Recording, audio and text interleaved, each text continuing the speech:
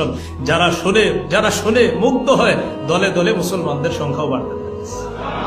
5 গেল। 6 নাম্বার, লোভ প্রলোভনের মাধ্যমে।